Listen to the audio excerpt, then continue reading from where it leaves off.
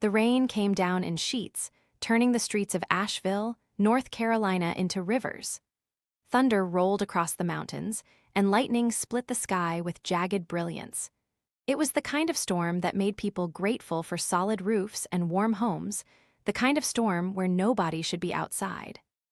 Chief Petty Officer Ethan Wolfe Carmichael drove his truck through the downpour, his windshield wipers working overtime, barely able to keep up with the deluge. Beside him in the passenger seat, his Belgian Malinois, Ranger, sat alert and focused despite the storm raging around them. Ethan was heading home from the VA hospital, where he volunteered twice a week, helping veterans navigate the complex benefits system.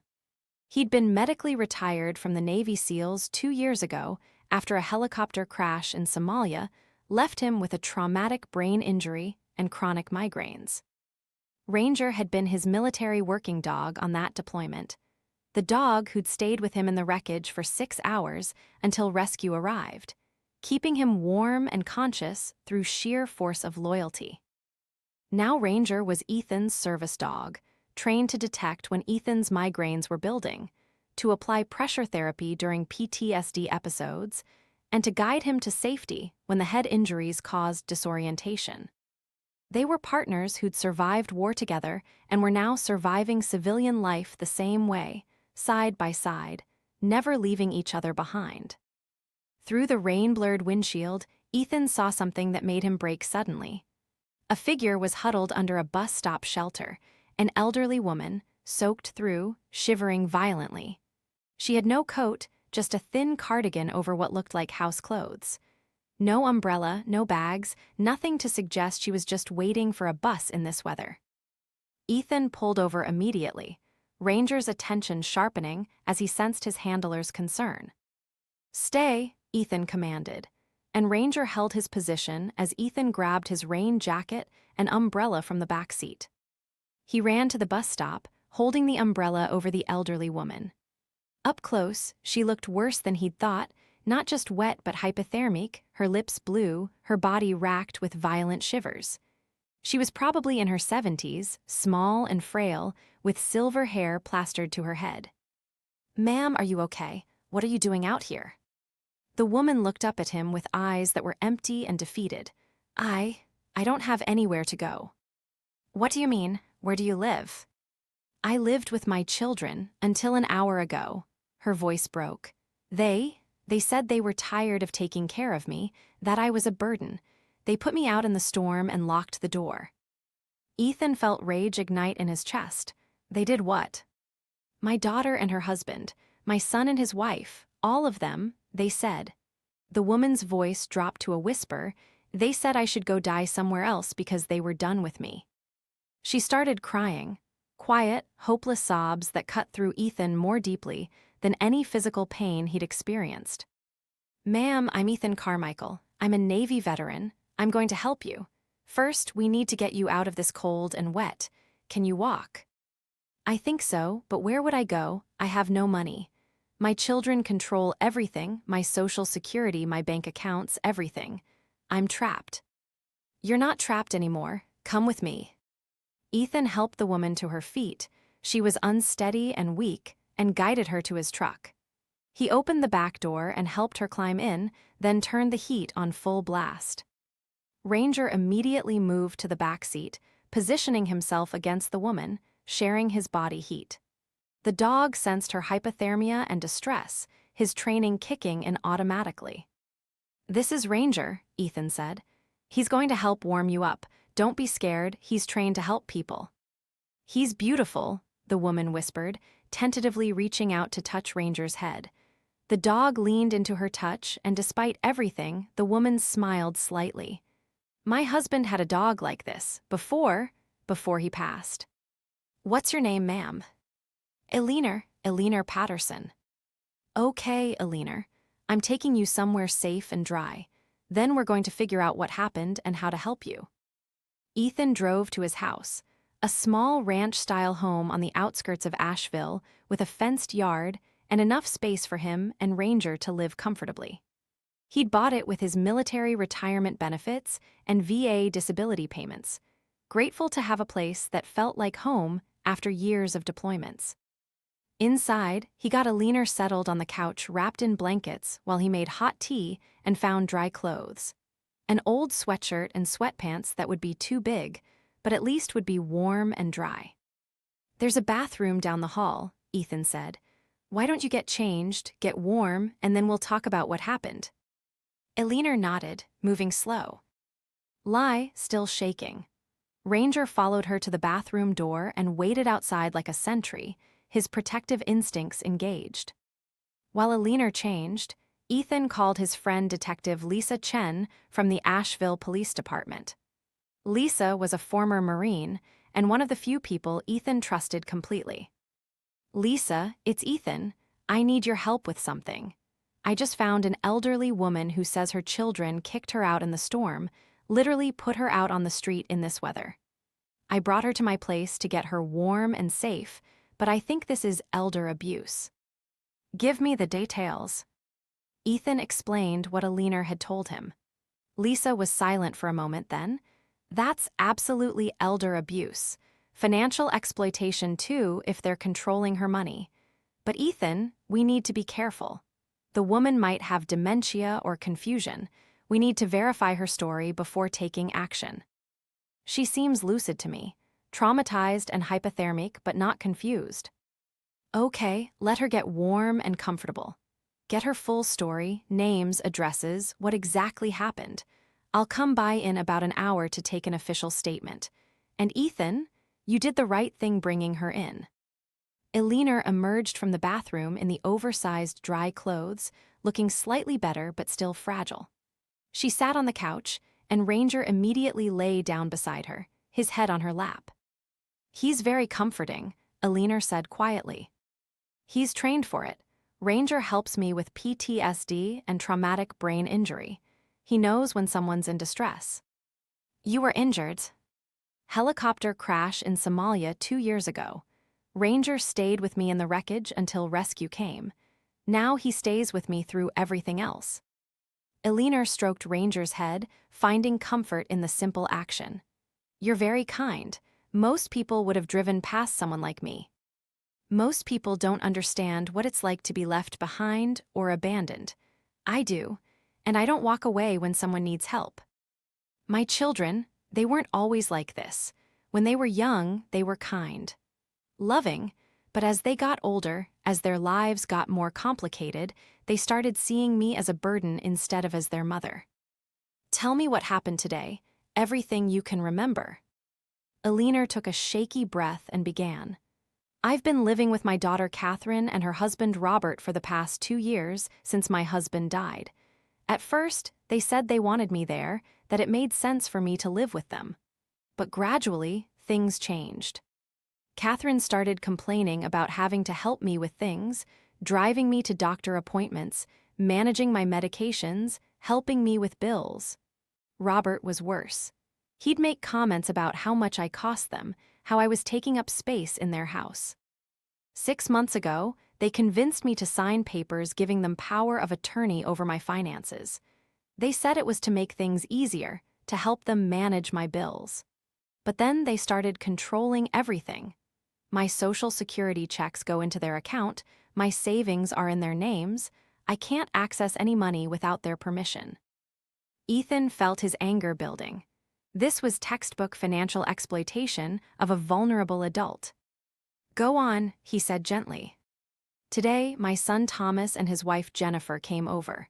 The 4 of them had a meeting about me. They didn't even hide it, just talked about me like I wasn't there.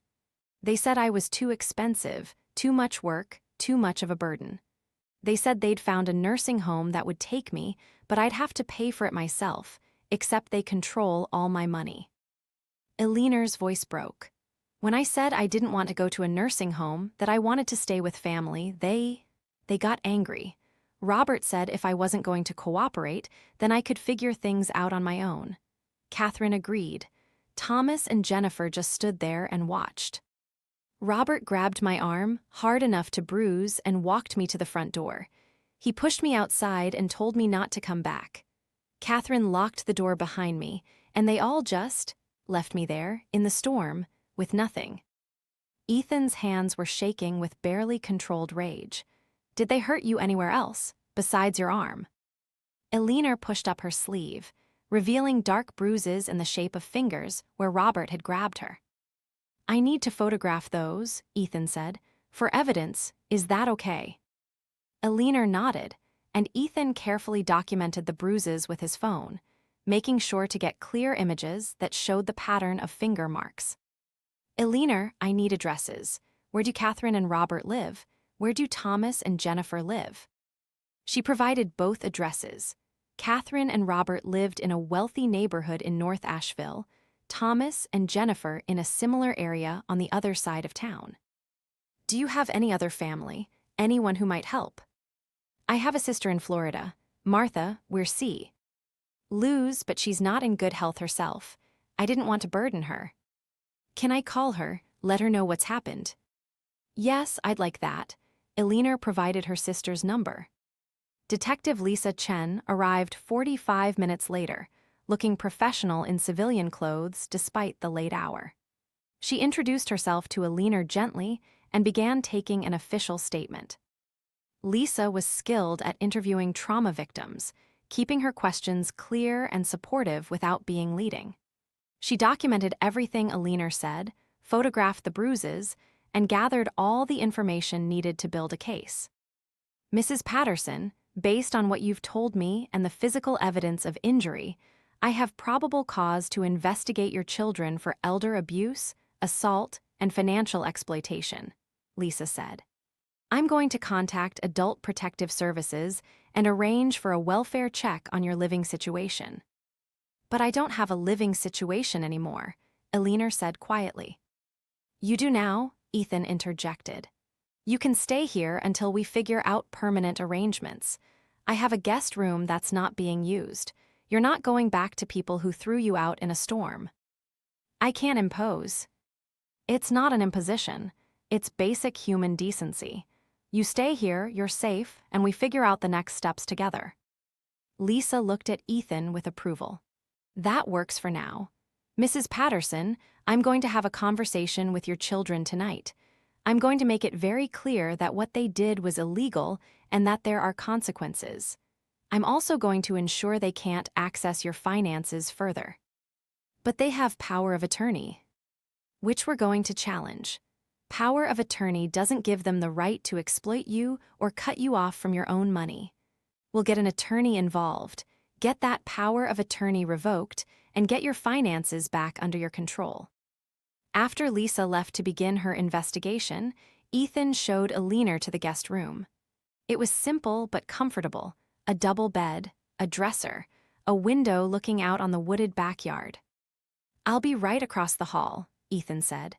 If you need anything during the night, just call out. Ranger will hear you and alert me. Thank you, Elena whispered. I don't understand why you're being so kind. You don't even know me. I know you're someone who needed help. That's enough. Elena's eyes filled with tears again. My own children threw me away like garbage, but a stranger took me in. The world doesn't make sense anymore. The world makes perfect sense. Some people are cruel, others aren't. You just had the bad luck of raising cruel people and the good luck of meeting me in that storm. I used to think I was a good mother, that I raised them right. But if they can do this to me, throw me out to die in a storm, then I must have failed somewhere. No, Ethan said firmly. Their cruelty is their choice, not your failure. You're not responsible for the people they became. They are. After Elena settled in, Ethan sat in his living room with Ranger, trying to process what had happened. He'd seen a lot of cruelty during his military career, enemies who tortured prisoners, warlords who terrorized civilians, human trafficking rings that destroyed lives. But there was something particularly vile about adult children abandoning their own mother in a storm. About taking advantage of her vulnerability to steal her money, then literally throwing her away when she became inconvenient. Ethan pulled out his phone and called Elena's sister Martha in Florida.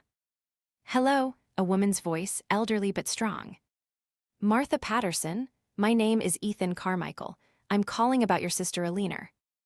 Elena, is she okay? What happened? Ethan explained the situation as gently as possible. Martha's reaction went from shock to fury to heartbreak. Those ungrateful children. After everything Alina did for them, she raised them alone after their father left, worked 2 jobs to put them through college, gave them everything. And this is how they repay her. I'm keeping her safe. She's staying with me until we can figure out permanent arrangements. But I wanted you to know what happened. Thank you for helping her. Thank you for not driving past. I wish I could come there, but my health. I understand. Right now, Alina needs to know she's not alone, that someone cares about her. Can you call her tomorrow? Let her hear your voice. Of course, absolutely. And Mr. Carmichael? God bless you for helping my sister. There are so few good people left in the world. Ethan hung up and sat in the darkness, Ranger's head on his lap, thinking about families and cruelty and the particular kind of evil that came from people who should love you, but chose not to. Tomorrow, he'd start fighting for Alina, helping her reclaim her finances, ensuring her children faced consequences, finding her a safe living situation. But tonight, he'd given her something her own children had denied her: shelter, safety, and the knowledge that someone cared whether she lived or died. That was enough for now. Alina woke in the middle of the night to find Ranger sitting beside her bed, watching her with calm, protective eyes. The dog had somehow sensed her nightmare. She'd been dreaming of the storm, of being cold and wet and abandoned, and had come to provide comfort. You're a good boy, Alina whispered, reaching out to stroke Ranger's head. Your person is a good man. Ranger's tail wagged slightly, and he rested his head on the edge of Alina's bed, close enough for her to keep petting him but not intruding on her space. Alina fell back asleep with one hand on Ranger's head, feeling safer than she had in months, maybe years. Because for the first time since her children had started mistreating her, someone had chosen to protect her instead of exploiting her. And that someone wasn't even family. He was a stranger who'd seen someone in need and refused to look away. Alina didn't know it yet, but that choice, Ethan's choice to stop and help, was about to change everything. For her children, and for a community that was about to learn what happened when you threw away the people who'd given you life. Justice was coming, and it looked like a Navy SEAL and his dog who didn't walk away from people in trouble. Detective Lisa Chen stood on the doorstep of Catherine and Robert Morrison's house at 11 p.m., her badge clearly visible, her expression professional but cold.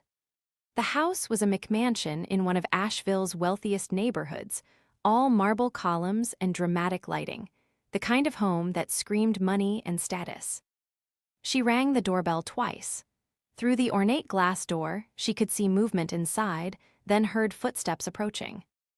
A man opened the door mid-40s, wearing expensive casual clothes, his face showing irritation at being disturbed. Can I help you? Robert Morrison. Yes, who are you? Detective Lisa Chen, Asheville Police Department. She held up her badge.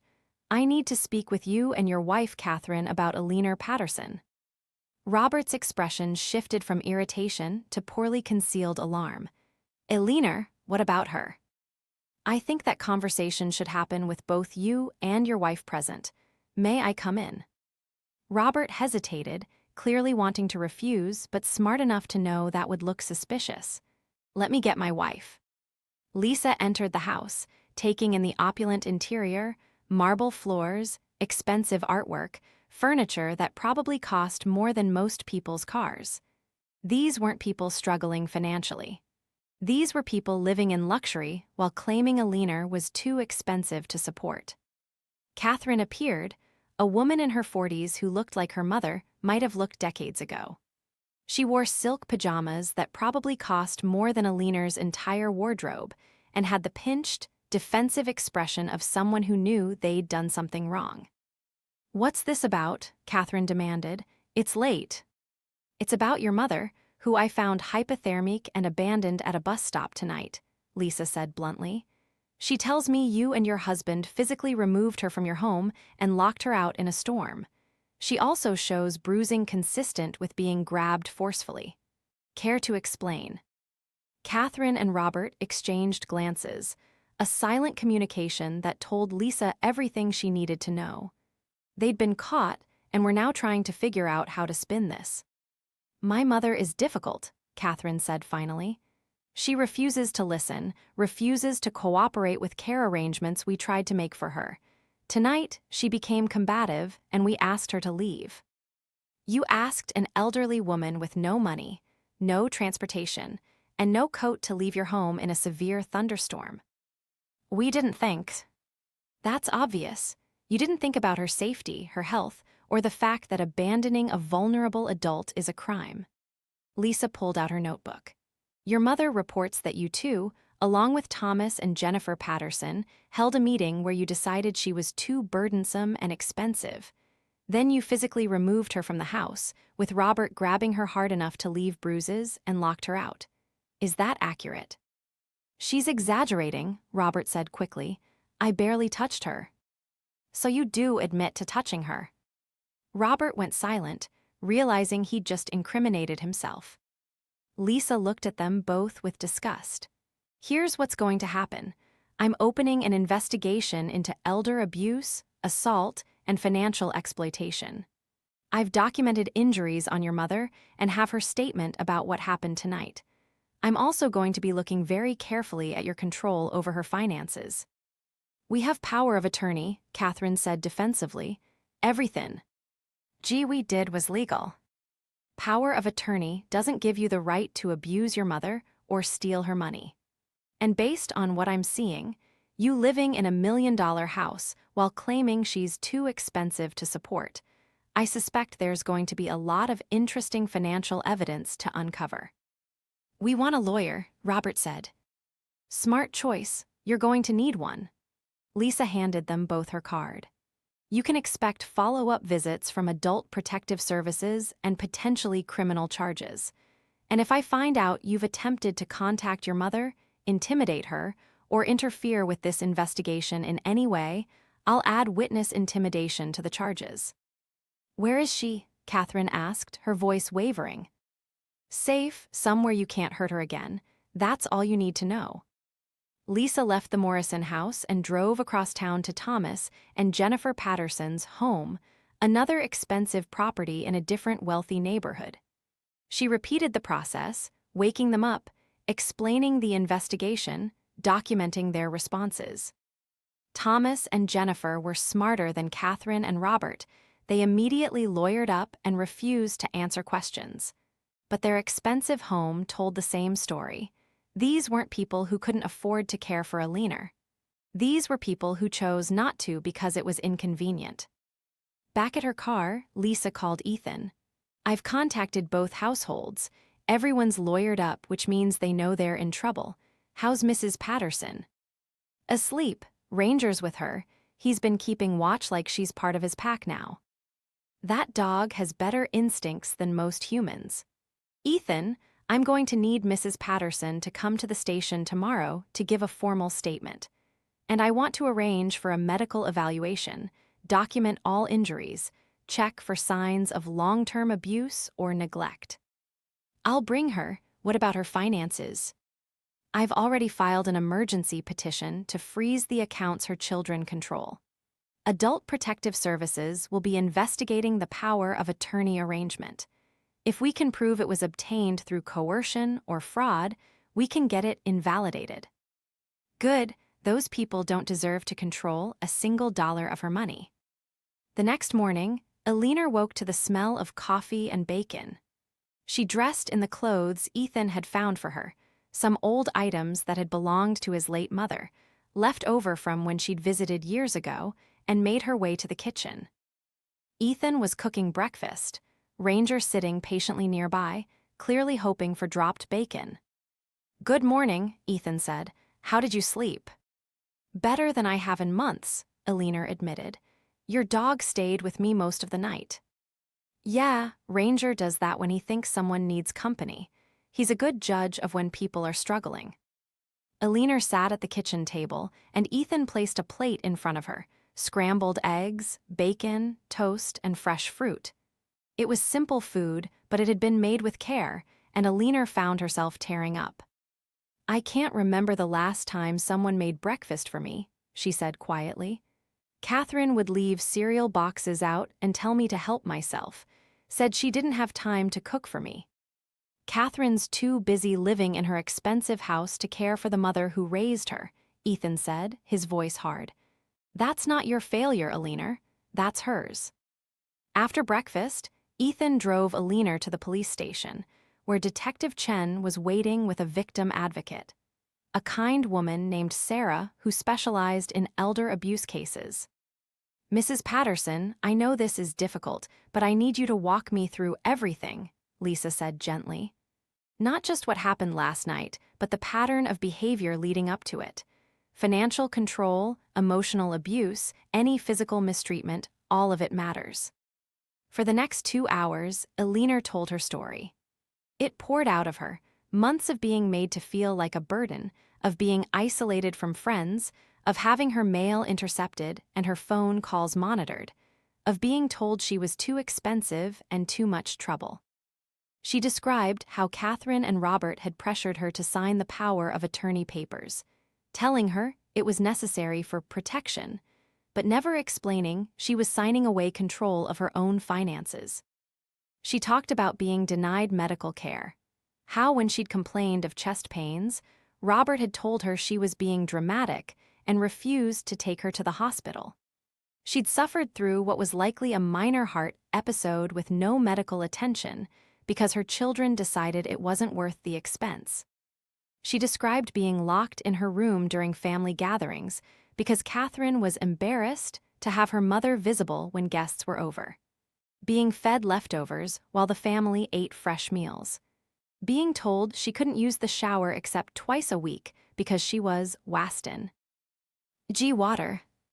By the time Alina finished, Lisa and Sarah were both visibly angry, and even Ethan, who'd thought he understood the extent of the abuse, was shocked by how systematic and cruel it had been. "This is severe elder abuse," Lisa said. "Not just the abandonment last night, but months of exploitation, neglect, and psychological torture. Mrs. Patterson, I'm going to make sure your children face consequences for this." "Will they go to jail?" Alina asked, her voice small. "Possibly. At minimum, they'll face criminal charges. But Alina, I need you to understand, prosecuting family members is hard. Many victims don't want to testify against their own children. Are you prepared to do that if it comes to trial?" Alina was silent for a long moment. Then she straightened her spine, and Ethan saw a flash of steel in her eyes, the strength of a woman who'd raised 2 children alone, who'd worked 2 jobs to provide for them, who'd survived her husband's death and kept going. "My children threw me out in a storm to die," Alina said clearly. "They stole my money. They treated me like garbage. Yes, Detective Chen, I will testify. I will tell the truth about what they did. Because maybe if there are consequences, they'll think twice before treating someone else this way." "Good," Lisa said with satisfaction. "That's exactly what I needed to hear." After the police station, Ethan took Alina to a medical clinic where a doctor friend of his conducted a thorough examination. The results were damning. Signs of malnutrition despite Alina's children's wealth, untreated chronic conditions, including high blood pressure and early-stage diabetes, bruising at various stages of healing, suggesting repeated physical mistreatment, and evidence of significant stress-related health problems. "Mrs. Patterson has been systematically neglected," Dr. Michael Rodriguez told Ethan privately while Alina was getting dressed. "Someone controlling her healthcare clearly wasn't providing appropriate medical care. She's going to need treatment for several conditions that should have been managed long ago." "Will she be okay?" "With proper care, yes. But Ethan, if you hadn't found her when you did, if she'd been out in that storm much longer, she likely would have died from hypothermia. Her children literally almost killed her." That evening, Ethan sat Alina down for a serious conversation. "We need to talk about what happens next. You can stay here as long as you need, that's not in question. But we need to figure out long-term plans." "I spoke to my sister Martha today," Alina said. She wants me to come live with her in Florida. She has a small house with an extra room, and her daughter lives nearby who can help both of us. I'd like that, being with family who actually wants me. That sounds perfect. But Alina, we need to get your finances sorted out first. Get your money back from your children, make sure you have resources to support yourself. I don't even know how much money I should have. They've controlled everything for so long. Then that's where we start. I'm going to connect you with a lawyer who specializes in elder abuse cases, someone who can help unravel the financial exploitation and get your assets back under your control. Ethan made a call to Jennifer Walsh, an attorney who worked pro bono on elder abuse cases through a local nonprofit. She agreed to meet with Alina the next day. That night, Alina sat in Ethan's living room with Ranger's head on her lap, stroking the dog's soft fur, thinking about how drastically her life had changed in 24 hours. Yesterday, she'd been abandoned and hopeless, convinced she was going to die alone and unloved. Today, she had a Navy SEAL fighting for her, a police detective investigating her case, a lawyer preparing to help her, and a sister in Florida waiting to welcome her home. All because one stranger had refused to drive past someone in need. "Why did you stop?" Alina asked Ethan, who was reading on the couch across from her. "Most people would have kept driving." Ethan looked up. "Because I know what it's like to be left behind.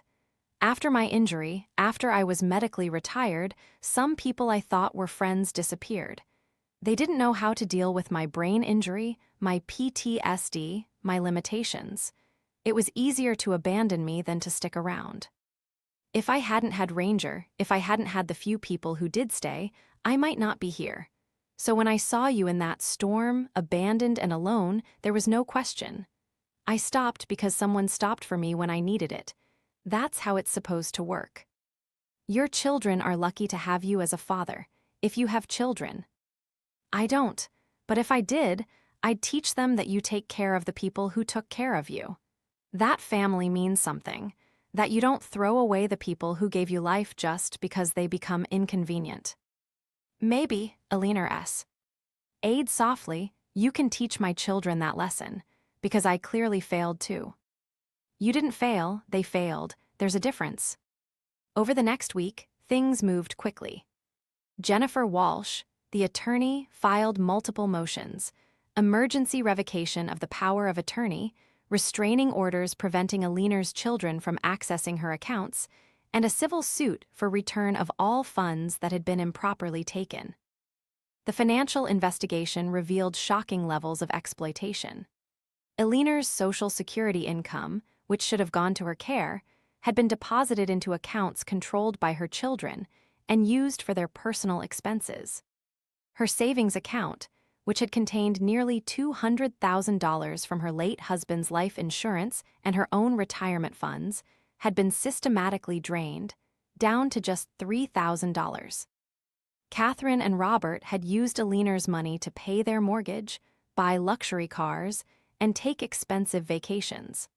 Thomas and Jennifer had used it to fund their children's private school tuition and to renovate their house. Over 2 years, Alina's children had stolen nearly $200,000 from her, while simultaneously claiming she was too expensive to support.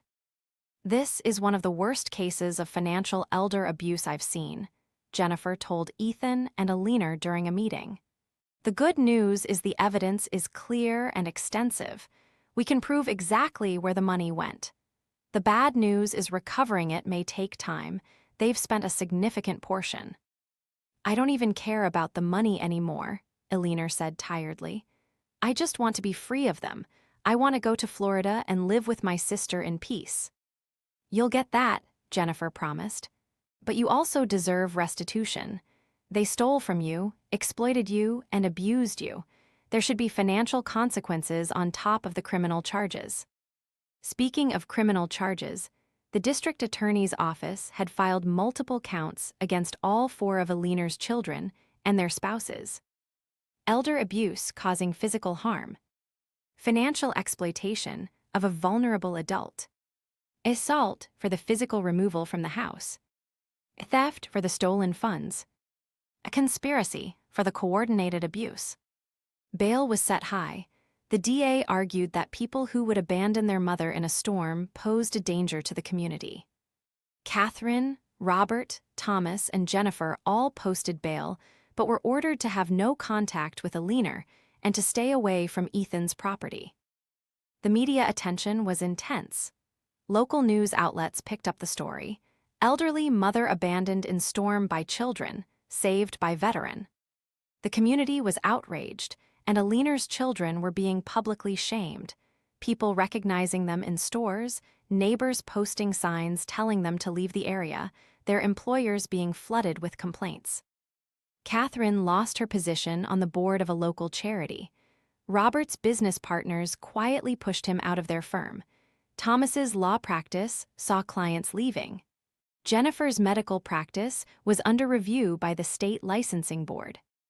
The social consequences were swift and brutal, but Alina took no pleasure in their suffering. "I just feel sad," she told Ethan one evening. "They were such good children once. I don't know where I went wrong." "You didn't go wrong. Sometimes people make choices that have nothing to do with how they were raised. Your children chose cruelty and greed. That's on them, not you." "But I should have seen it coming, should have protected myself." "Alina, they were your children. You trusted them because that's what parents do. The fact that they violated that trust says everything about them and nothing about you." Ranger, who'd barely left Alina's side since she'd arrived, pushed his head into her lap, offering comfort. Alina stroked his ears, finding solace in the dog's unwavering loyalty. "I wish my children were more like your dog," Alina said with a sad laugh.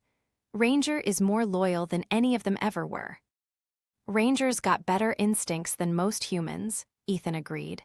"He knows what matters: loyalty, protection, being there for the people who need you. Some people never learn that."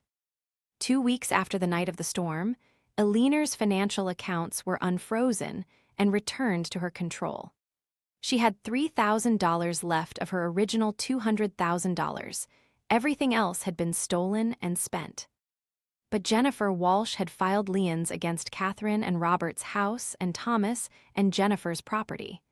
If they wanted to sell, they'd have to pay back what they'd stolen first. The civil suit was also moving forward, seeking not just return of the stolen funds but punitive damages for the abuse. "It's not about the money," Alina told the lawyer. "It's about making sure they can't do this to someone else, making sure there are consequences." "There will be," Jennifer assured her. "I promise." Alina's sister, Martha, flew up from Florida Tea. Visit, and the reunion between the sisters was emotional and healing. Martha was appalled by what Alina had been through, but grateful to Ethan for saving her sister's life. "I can never repay you," Martha told Ethan. "You saved my sister when her own children tried to kill her. You gave her hope when she had none. Thank you doesn't even begin to cover it." "Just take care of her," Ethan replied. "Make sure she knows she's valued and loved. That's all the repayment I need." Martha returned to Florida to prepare her home for Alina's arrival, and Alina began packing the few belongings she'd accumulated during her 2 weeks at Ethan's house. She was excited about the fresh start, but also sad to leave. "I'm going to miss you," Alina told Ethan the night before her departure. "And Ranger, you two saved my life in more ways than one. You're not getting rid of us that easily. I'll come visit. Make sure you're settling in okay. And Ranger would never forgive me if I didn't check on you regularly." Alina smiled, petting Ranger, who was, as always, right beside her. "This dog is special. Take care of him." "Always. He's my brother, my partner, my best friend. We take care of each other." "I wish I'd raised children like you," Alina said quietly. "Someone who understood loyalty and compassion, someone who helped others instead of exploiting them. Your children's failures aren't your failures. Remember that." The next morning, Ethan drove Alina to the airport for her flight to Florida. At the gate, she hugged him tightly, tears streaming down her face. "Thank you for not driving past. Thank you for seeing me as a person worth saving. Thank you for everything." "Take care of yourself, Alina, And remember, you're not alone. You have your sister, you have me, and you have a whole community of people who care about what happens to you. After Alina boarded her flight, Ethan sat in his truck with Ranger, feeling a mix of emotions. He was glad Alina was safe and heading toward a better life. But he was angry about what had been done to her, about the cruelty and exploitation she'd suffered. "We did good, didn't we, boy?" Ethan said to Ranger. The dog's tail wagged, and he licked Ethan's hand, his way of saying yes, they'd done exactly what they were supposed to do. They'd protected someone who couldn't protect themselves. They'd refused to walk away from injustice. They'd been the warriors they'd always been, just in a different context, fighting a different kind of battle. And that battle wasn't over yet. Because Alina's children were about to learn that there were consequences for cruelty. And justice was coming. 3 months after Alina Patterson flew to Florida to start her new life, the criminal trial against her children began. The courtroom in Asheville was packed. Media, community members who'd followed the case, advocates for elder abuse prevention, and curious observers who wanted to see justice served. Catherine Morrison, Robert Morrison, Thomas Patterson, and Jennifer Patterson sat at the defense table with their expensive lawyers, all of them looking diminished somehow. The public shaming had taken its toll. They'd lost jobs, friends, and community standing. But they still maintained an air of defiance, as if they truly believed they'd done nothing wrong. Alina sat in the front row of the gallery, flanked by her sister Martha and Ethan Carmichael. Ranger lay at Ethan's feet in his service dog Vest, calm and alert. Alina had flown back for the trial, determined to face her children and tell the truth about what they'd done. The prosecutor, District Attorney Amanda Torres, was a skilled litigator with a particular passion for crimes against vulnerable populations. She'd built an airtight case, financial records, medical evidence, witness testimony, and Alina's own statement detailing years of abuse. "Ladies and gentlemen of the jury," Torres began in her opening statement, "this case is about betrayal of the worst kind. The defendants are Alina Patterson's children, people who owed her love, care, and gratitude for the sacrifices she made raising them. Instead, they chose exploitation, abuse, and ultimately, they tried to kill her by abandoning her in a storm. Over the course of this trial, you'll hear evidence of systematic financial theft, physical and emotional abuse, and criminal neglect.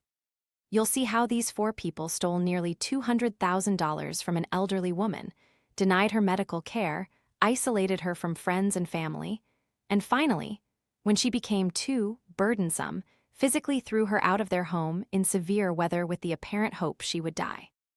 But she didn't die, because a stranger, a Navy veteran named Ethan Carmichael, refused to drive past someone in need. He saved Alina Patterson's life. And now, you have the opportunity to hold her children accountable for their crimes."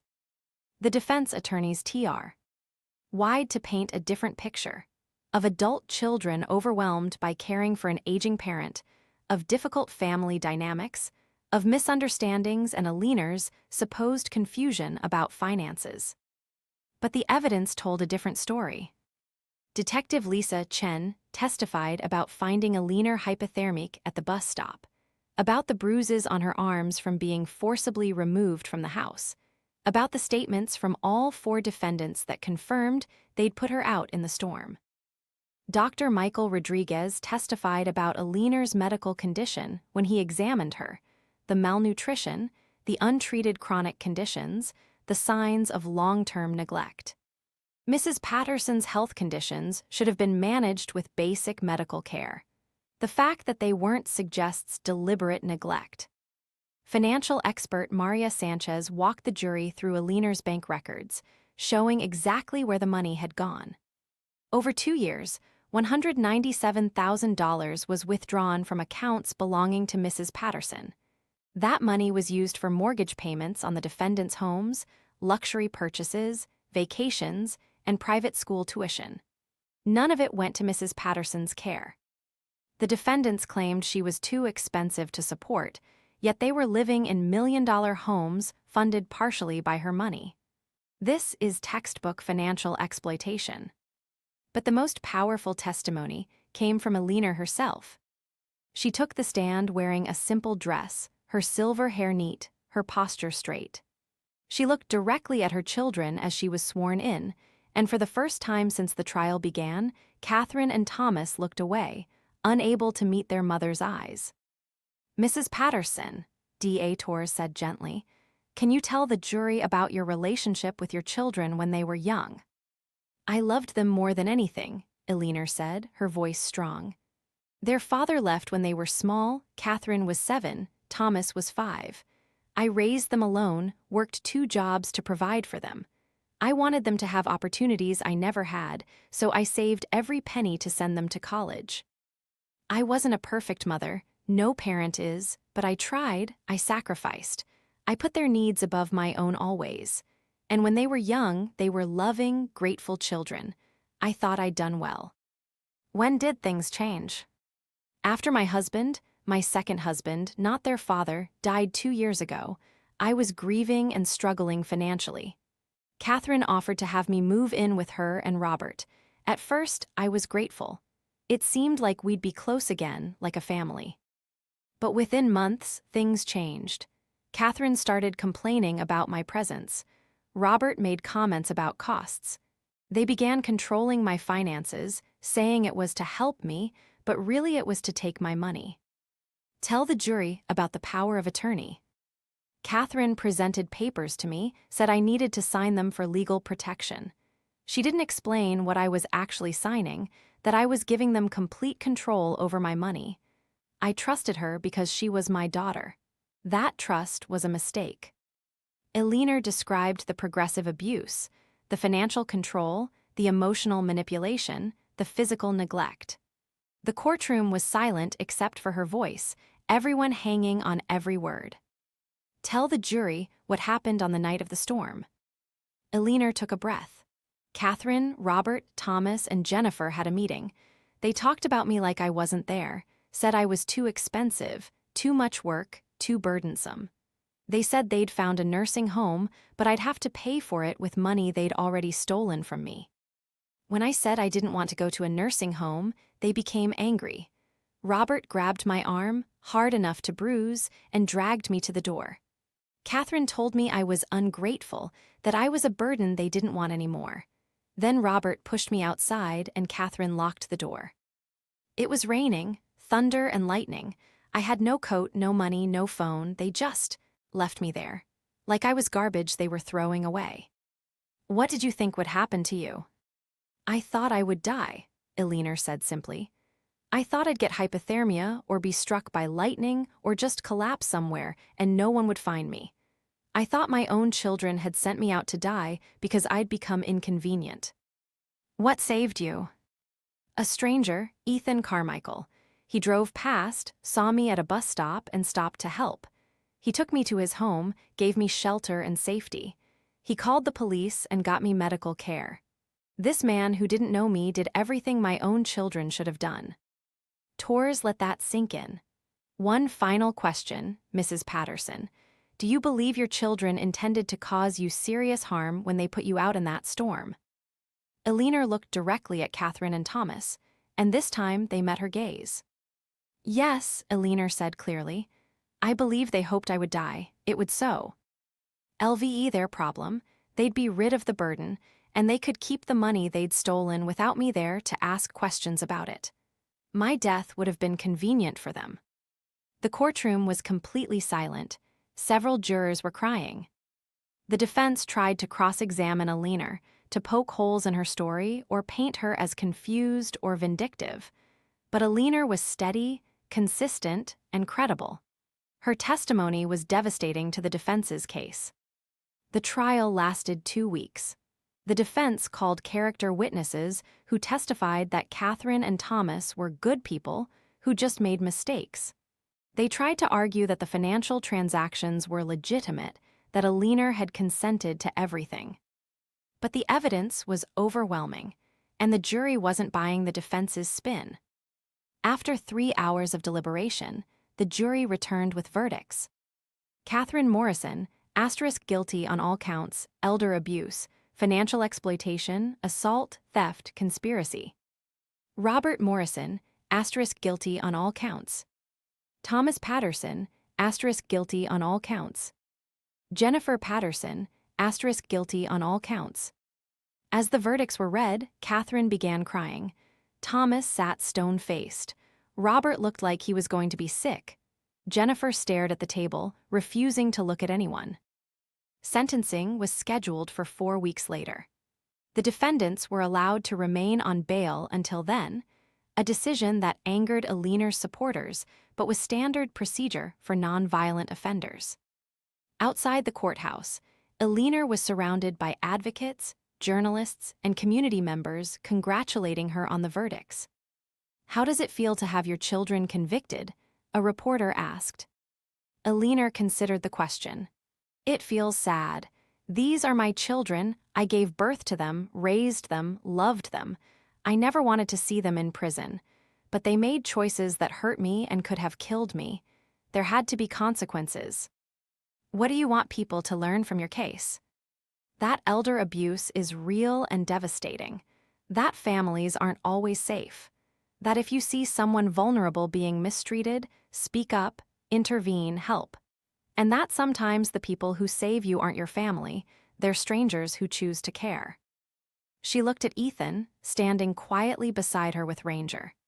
"This man saved my life. He didn't have to, he had no obligation to me. But he stopped because he's a good person who doesn't walk away from people in need. The world needs more people like him." 4 weeks later, Aliner returned to Asheville for the sentencing hearing. She'd been subpoenaed to provide a victim impact statement, an opportunity to tell the court directly how the crimes had affected her. The courtroom was packed again. The judge, a stern woman named Patricia Holmes, who had a reputation for not tolerating crimes against the elderly, listened as the prosecutors recommended significant prison time for all 4 defendants. Then it was Aliner's turn to speak. She walked to the podium slowly, carrying a written statement but ultimately setting it aside to speak from the heart. "Your Honor, my children and their spouses are standing before you because they stole from me, abused me, neglected me, and tried to kill me by abandoning me in a storm. The evidence of their crimes is clear and undeniable. But I want to talk about the harm that goes beyond the physical injuries and financial loss. I want to talk about what it's like to be betrayed by the people who should love you most." Aliner's voice remained steady. "I raised Catherine and Thomas alone after their father abandoned us. I worked 2 jobs, waitressing during the day and cleaning offices at night, so I could provide for them. I saved every penny to send them to college. I attended every school event, helped with every homework assignment, sacrificed my own needs so they could have opportunities. I wasn't a perfect mother, but I loved them fiercely and did my absolute best, and I believed they loved me too. But over the past 2 years, I learned that love was conditional. When I became elderly and needed care instead of providing it, their love evaporated. I became a burden, an inconvenience, a problem to be solved. They stole my money while claiming I was too expensive. They denied me medical care while living in luxury homes. They isolated me from friends and family. They made me feel worthless, like my only value was what they could take from me. And when I had nothing left to give, they threw me away. Literally threw me out in a storm, hoping nature would finish what their neglect had started." Aliner paused, and when she spoke again, her voice was thick with emotion. "The worst part isn't the money they stole or the bruises they left. The worst part is knowing that my own children looked at me, their mother, the woman who gave them life, and decided I wasn't worth saving. That I should die alone. And cold so they could be rid of me. That knowledge will stay with me forever. I will always know that the children I loved more than my own life chose to try to kill me when I became inconvenient." Aliner looked directly at Catherine and Thomas. "You broke my heart. You destroyed the family I thought we had. You proved that biology doesn't guarantee love or loyalty or even basic human decency. But you failed to break me, because a stranger, Ethan Carmichael, showed me that there is still goodness in the world. That some people do care about vulnerable others. That compassion isn't dead even if it's dead in my own children. Your Honor, I'm not here to ask for leniency. I'm here to ask for justice. These 4 people committed serious crimes against a vulnerable elderly woman. They need to face consequences that reflect the severity of what they did. But more than that, this sentence needs to send a message. Elder abuse will not be tolerated. Families who exploit their aging parents will be held accountable, and people who abandon vulnerable adults to die will go to prison. Please give them sentences that protect other elderly people from suffering what I suffered. Make it clear that this behavior has consequences. Alina returned to her seat beside Ethan. Her hands were shaking, but her face showed relief. She'd said everything she needed to say. Judge Holmes reviewed the case materials, the sentencing recommendations, and the defendant's criminal histories, all first-time offenders. Then she delivered her sentences. Catherine Morrison, ***, 8 years in state prison for elder abuse, assault, theft, and conspiracy. Additionally, lifetime prohibition from serving as power of attorney for any vulnerable adult. Robert Morrison, ***, 10 years in state prison, longer sentence, because he physically grabbed Alina. Same prohibitions on power of attorney. Thomas Patterson, ***, 6 years in state prison, slightly reduced sentence, because he was less directly involved in the physical abandonment. Prohibited from serving as power of attorney. Jennifer Patterson, ***, 6 years in state prison, same prohibitions. Additionally, all 4 were ordered to pay full restitution of $197,000 plus interest, and to pay Alina's legal fees and medical expenses.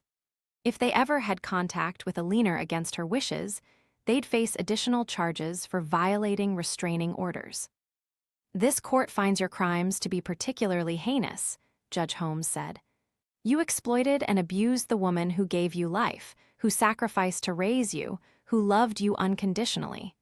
You repaid that love with cruelty, theft, and attempted murder by exposure.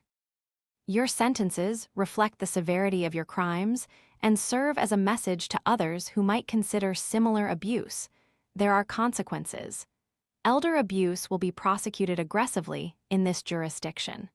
Families who exploit their aging parents will go to prison. You had every advantage: education, opportunity, your mother's love and support, and you squandered all of it through greed and cruelty. I hope you spend your prison sentences reflecting on the harm you've caused and the people you've become. Take them into custody.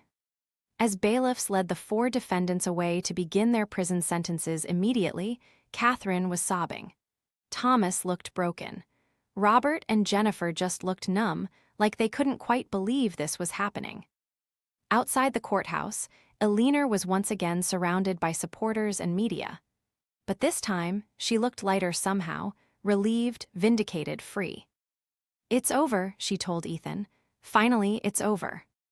How do you feel? Sad, but also peaceful. Justice was served.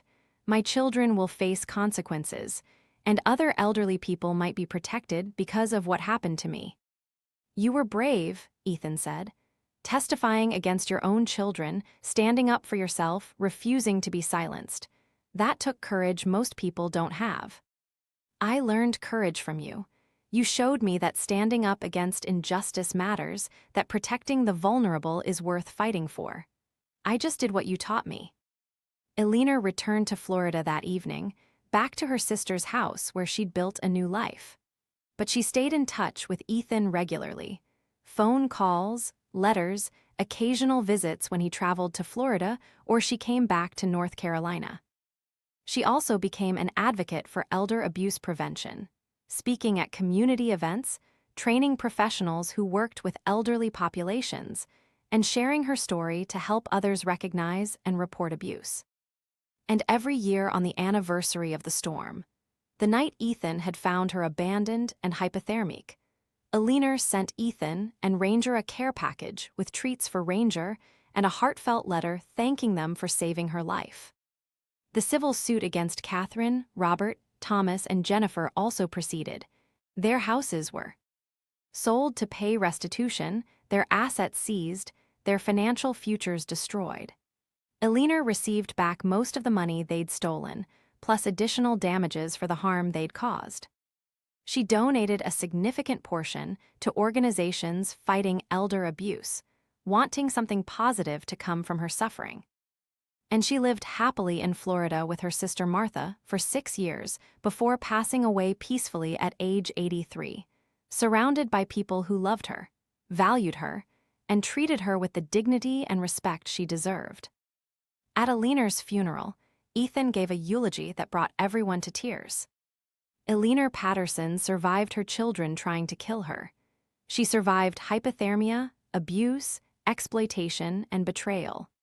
She testified against her own kids, stood up for herself, and used her experience to help protect other vulnerable elderly people. But more than surviving, Alina thrived. She spent her final years surrounded by love, doing meaningful advocacy work, and living with dignity.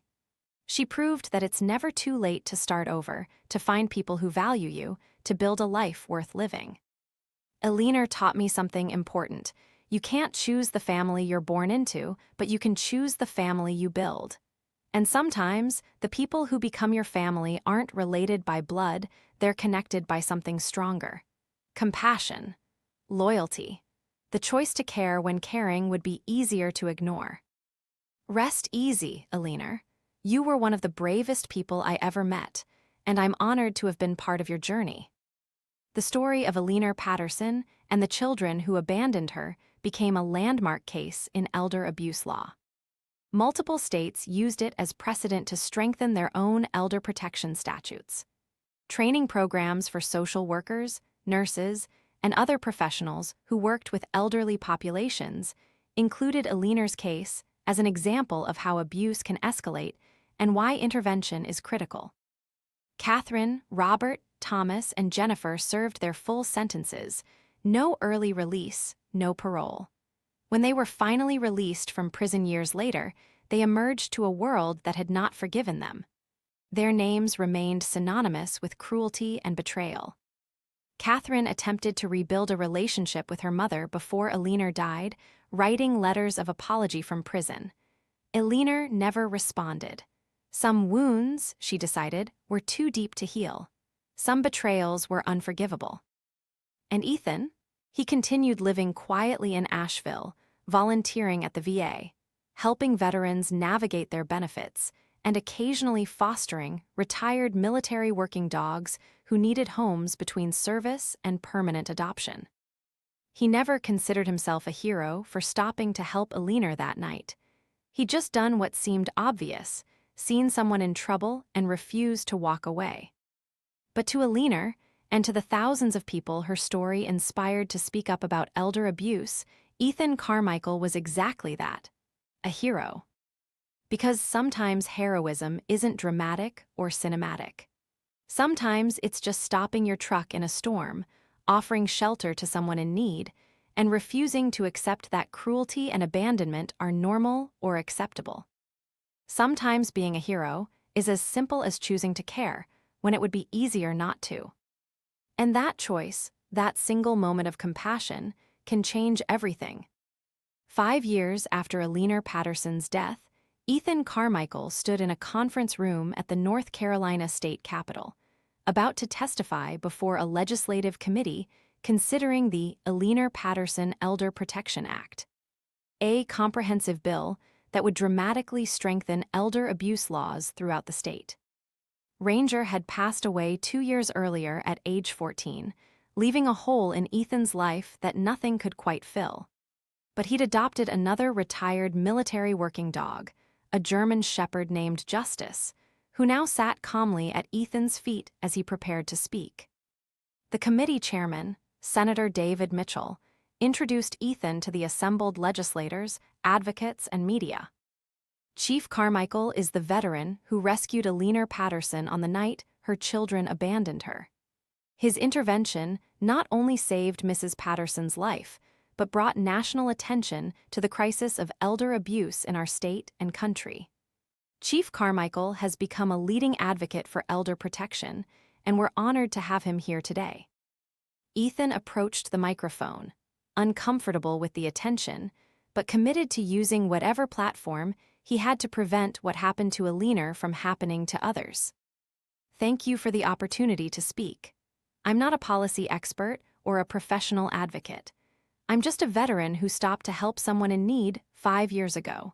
But what I learned from Alina Patterson's case changed how I see our responsibility to vulnerable people in our communities. Alina's children didn't just wake up one day and decide to abuse their mother. The abuse escalated gradually over 2 years: financial control, emotional manipulation, medical neglect, and finally physical abandonment. At multiple points during that progression, systems failed to protect her. When she tried to call friends, her children intercepted the calls. When she should have had medical care, her children, who controlled her finances, denied it. When she needed someone to notice she was being isolated and exploited, nobody was looking.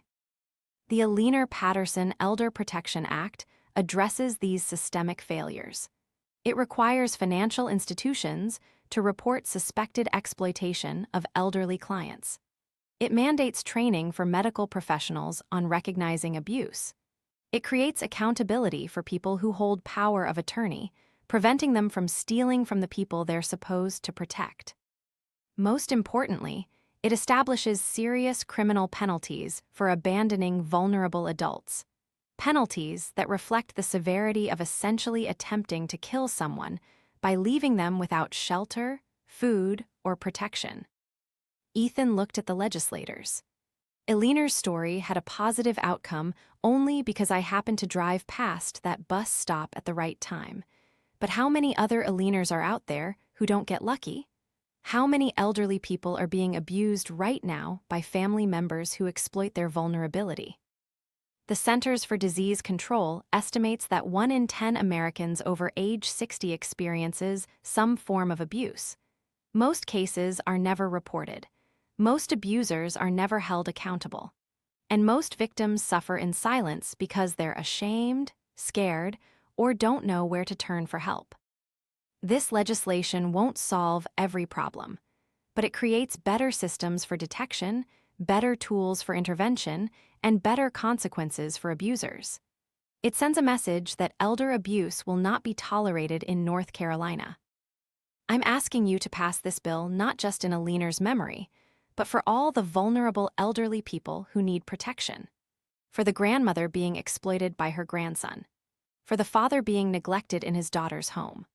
For every person who worked hard their entire lives, raised families, contributed to their communities, and now finds themselves at the mercy of people who see them as burdens instead of as human beings worthy of dignity.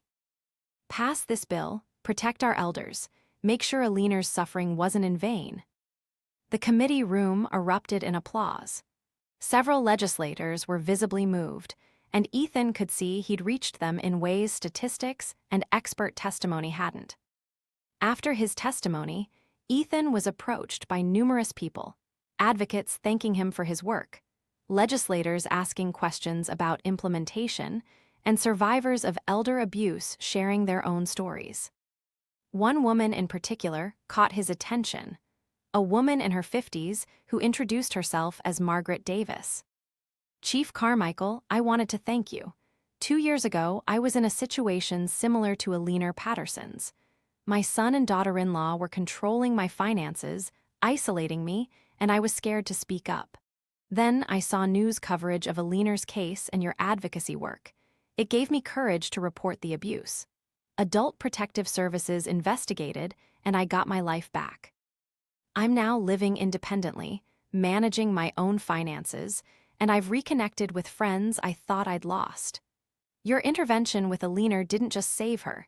It saved me and probably hundreds of other people who found courage through her story. Ethan felt emotion welling up. This was why he'd become an advocate, why he spoke publicly despite hating the attention. Because Aliner's story had the power to change lives, to give courage to people who felt powerless, to create systemic change that protected vulnerable populations. "I'm glad you're safe now," Ethan told Margaret. That's what Aliner would have wanted, for her suffering to help others avoid the same fate. The Aliner-Patterson Elder Protection Act passed the North Carolina legislature unanimously 3 months later. The governor signed it into law at a ceremony attended by Ethan, advocates, legislators, and several survivors of elder abuse who'd been inspired by Aliner's case to come forward. In her remarks at the signing, Governor Rachel Anderson spoke about the importance of protecting vulnerable populations and credited Aliner's courage in testifying against her children as the catalyst for the legislation. Aliner Patterson survived unthinkable cruelty from the people who should have loved her most. But she didn't just survive, she fought back. She testified, she advocated, and she used her experience to help others. This law is her legacy. Every elderly person protected by these provisions, every abuser held accountable, every family that thinks twice before exploiting their aging parents.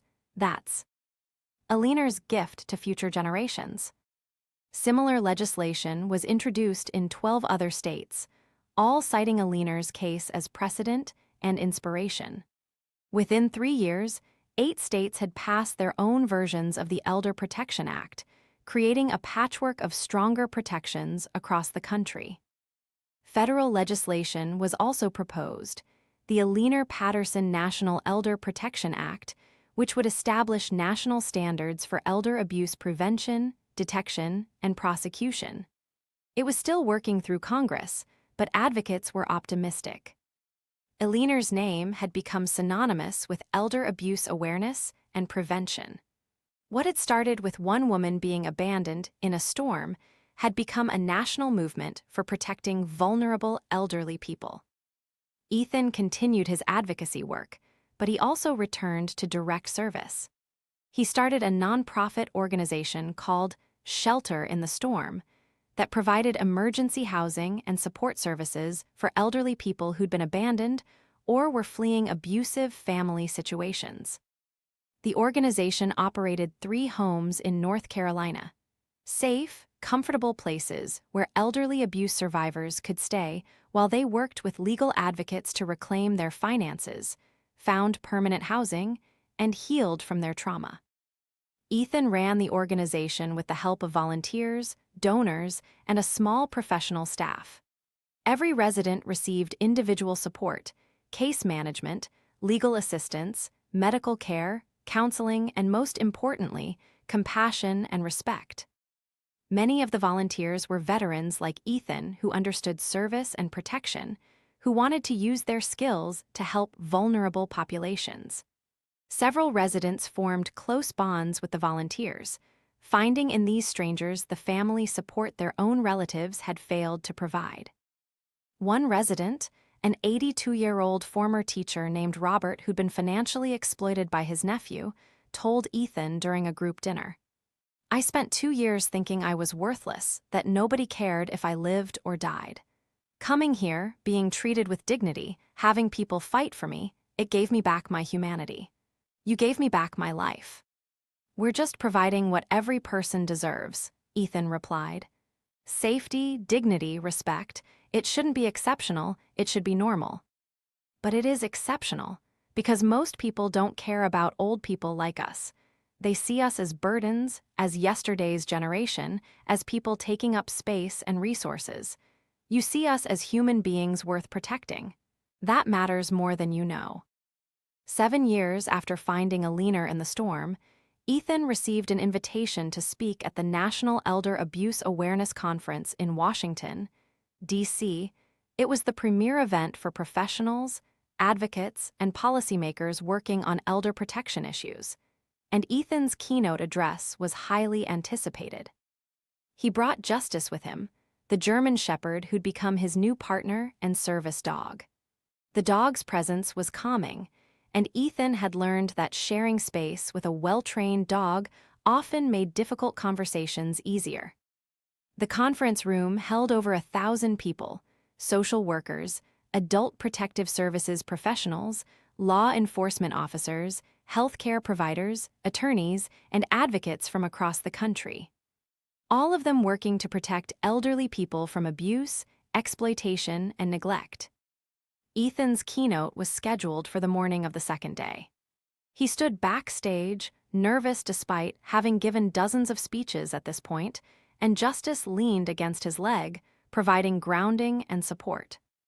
"You got this," whispered Sarah Martinez, one of the conference organizers and a longtime friend. "These people want to hear Alina's story. They want to be inspired to keep doing this difficult work." Ethan took a deep breath and walked onto the stage. The audience gave him a standing ovation before he'd even spoken, recognition of his work, his advocacy, and the life he'd saved that stormy night 7 years ago. "Thank you," Ethan said once the applause died down. "I'm honored to be here, though I still find it strange to be considered an expert on elder abuse. 7 years ago, I knew almost nothing about the issue. I was just a veteran driving home in a storm who happened to see someone who needed help. What I've learned since then has been both inspiring and horrifying. Inspiring because of people like you, professionals who dedicate your careers to protecting vulnerable elderly people, who show up every day to fight against systems that fail our elders, who refuse to accept that abuse and exploitation are inevitable. But horrifying because I've learned how pervasive elder abuse is, how many people suffer in silence, how often abusers go unpunished, and how many systemic failures allow this crisis to continue." Ethan clicked to his first slide, a photo of Alina Patterson Fr. Home before the abuse, smiling and healthy. This is Alina Patterson, a mother, a wife, a worker who spent decades contributing to her community. A woman who raised 2 children alone, who sacrificed everything for them, who believed family meant love and loyalty. Next slide, Alina at the bus stop that night, soaked and hypothermic, looking broken and hopeless. This is Alina after her children abandoned her in a storm. After 2 years of financial exploitation, medical neglect, and emotional abuse. After being thrown away by the people who should have protected her. The room was completely silent, everyone staring at the stark contrast between the 2 images. Alina's story is not unique. Every day, elderly people are exploited by family members, neglected by caregivers, abused by people they trust. The National Council on Aging estimates that over 5 million elderly Americans experience abuse annually. But that's likely a dramatic undercount because most abuse is never reported. Why don't people report? Because they're ashamed, because they're afraid of retaliation, because they're financially dependent on their abusers, because they love their abusers even when those abusers are hurting them, because systems make it hard to report and even harder to get help. Ethan walked to the edge of the stage, Justice following perfectly at his side. "I want to talk about what happened after I found Alina. Because her case revealed multiple systemic failures that allowed the abuse to escalate for 2 years before anyone intervened." He detailed the timeline, how Alina's children had gradually isolated her, controlled her finances, denied medical care, and subjected her to psychological abuse. How nobody noticed or reported despite numerous opportunities for intervention. Her bank should have noticed unusual withdrawal patterns but didn't. Her doctor should have recognized signs of neglect but didn't ask the right questions. Her neighbors should have noticed her isolation but assumed everything was fine. Systems failed at every level. But here's the important part. Those failures weren't inevitable. Banks can be trained to recognize financial exploitation. Medical professionals can be educated about abuse indicators. Neighbors can be taught what to look for and how to report concerns. Law enforcement can prioritize elder abuse cases instead of treating them as family disputes. The Alina Patterson Elder Protection Act in North Carolina addresses many of these failures. It requires training, mandates reporting, establishes accountability. And early data suggests it's working. Elder abuse reports are up 40% in North Carolina, not because abuse has increased, but because people are finally recognizing and reporting it. Ethan shared more data: declining rates of financial exploitation in counties with robust protections, increasing prosecutions of abusers, better outcomes for survivors who received comprehensive support services. Eleanor's story could have ended with her dying alone in that storm. Instead, it ended with her testifying against her abusers, advocating for other vulnerable elderly people, and inspiring legislation that protects thousands. That transformation happened because people chose to intervene. I chose to stop my truck, Detective Chen chose to investigate thoroughly, attorneys chose to fight for justice, and Eleanor chose to be brave even when bravery was terrifying. Every person in this room makes similar choices every day. You choose to take that extra time with a client who seems off. You choose to file that report even when it's uncomfortable. You choose to believe victims even when families deny the abuse. You choose to fight for justice even when systems make it hard. Those choices matter. They save lives. They give people like Eleanor a chance to survive and thrive instead of dying alone and forgotten. Ethan's voice strengthened with emotion. 7 years ago, I was a medically retired veteran struggling with my own challenges: traumatic brain injury, PTSD, trying to figure out who I was without my military career. I felt like I had nothing left to contribute, like my usefulness had ended with my service. Then I found Eleanor, and I realized something important. Service doesn't end when you leave the military. Warriors don't stop protecting just because they take off the uniform. We find new battles, new people who need defending, new ways to stand between vulnerable people and the forces that would harm them. Eleanor gave me purpose when I thought purpose was gone. She reminded me that protecting the vulnerable, whether in combat zones or parking lots or bus stops, is always the right mission. And she taught me that one person choosing to care can change everything. So I'm asking you, all of you, to keep choosing to care. Keep fighting for the Eleanors of the world. Keep showing up even when it's hard. Keep believing that you're W. Orc matters even when outcomes aren't perfect. Because it does matter, you matter, and the people you protect matter. Eleanor Patterson died peacefully surrounded by love 6 years ago. But her legacy lives on in every piece of legislation passed in her name, every elderly person protected by those laws, every professional who learned from her case, every family that thought twice before exploiting their aging parents. That's the power of one story, one life, one person who survived and fought back. That's Eleanor's gift.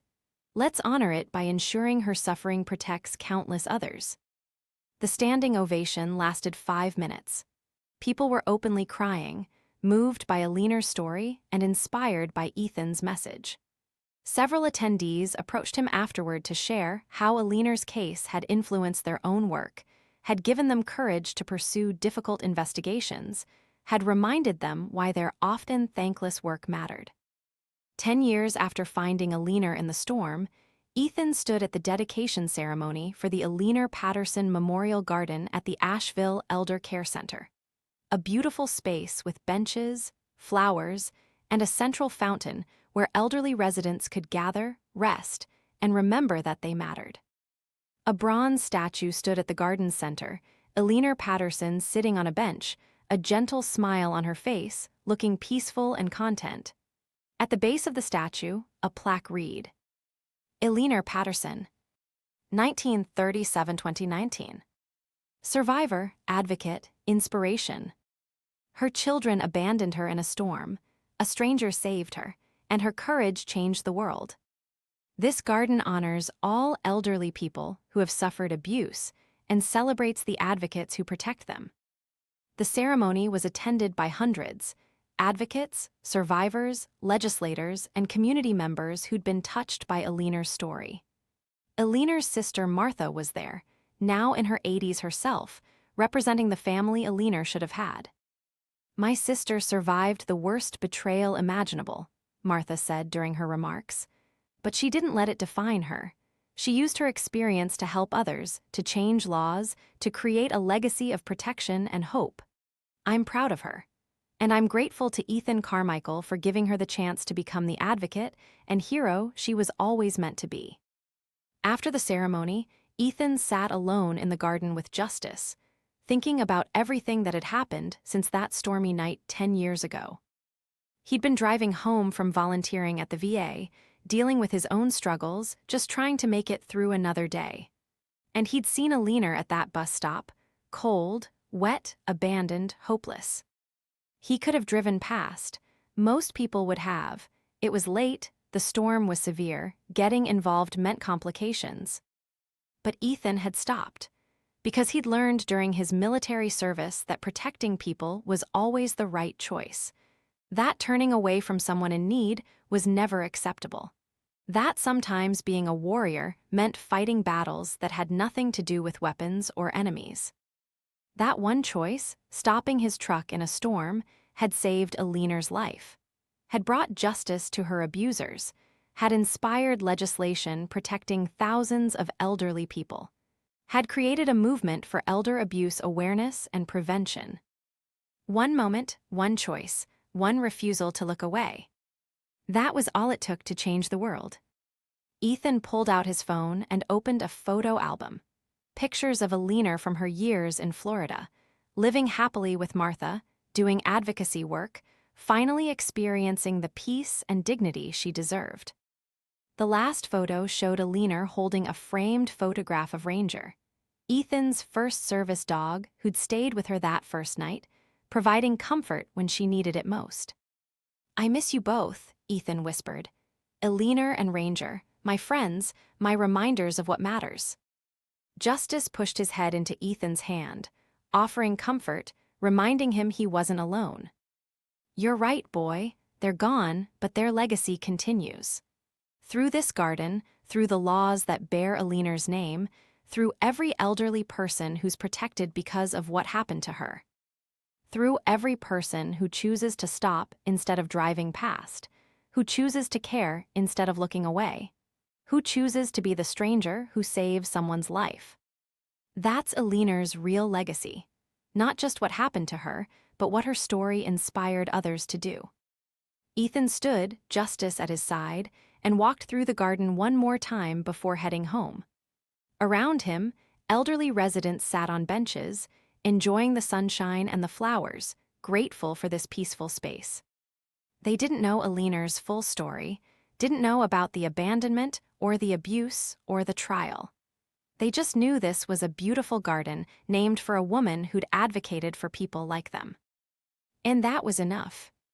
Because Alina's suffering had been transformed into beauty, safety, protection. Her pain had become purpose. Her tragedy had sparked change. And all because one Navy SEAL refused to drive past someone who needed help. That was the lesson Ethan carried with him every day. You never know when a single moment of compassion will change everything. When stopping to help will save a life. When choosing to care will inspire a movement. You just have to be brave enough to stop. To see the person others miss. To refuse to accept that cruelty and abandonment are normal. Alina Patterson had been thrown away by her own children, abandoned to die in a storm. But she'd been saved by a stranger who understood that protecting the vulnerable was always the right mission. And together, the abandoned woman and the warrior who stopped, they'd proven that kindness was stronger than cruelty, that justice could prevail over exploitation, and that sometimes the family who saves you isn't the one you were born into. It's the one that chooses to care.